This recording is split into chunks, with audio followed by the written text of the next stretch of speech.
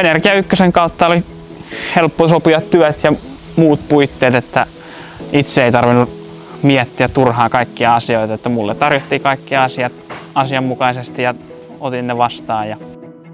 Terve, Jere Kivikko. Nyt ollaan täällä Kotkan Tavastilassa meidän talon pihalla, joka on rakennettu 56 vuonna. Ja tarkoitus olisi nyt vaihtaa lämmitysjärjestelmää. Öljylämmitys otetaan pois ja vesi-ilmalämpöpumppu laitetaan tilalle.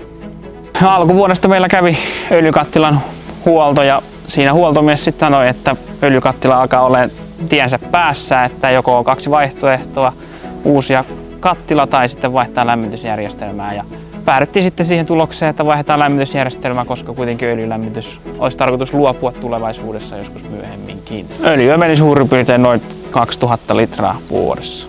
No, kokonaispinta-ala on 184, sitten semmoinen itse asuinpinta-ala on 110 neliötä. Asennushan sujuu itsenäisesti aika hyvin, että täällä kaksi ukkoa painaa ankarasti niska limassa töitä ja ei ole paljon meikäläistä tarvinnut apukäsinä olla, että öljykattilaa ainoastaan piti työntää tuolta kellarista pois, mutta muuten työ on hyvin ripeää ja äijät osaa hommansa. Mä suosittelisin Energia Ykkösen valintaa kaikille muillekin, ketkä lämmitysjärjestelmän vaihtoa miettii, että niin kuin sanoin aikaisemmin, niin tässä se toiminta on semmoista ripeää ja kaikki aloitteet tulee sieltä firman puolesta, että itse ei tarvitse oikeastaan tehdä suurempia asioita sen eteen, että lämmitysjärjestelmä vaihtuisi.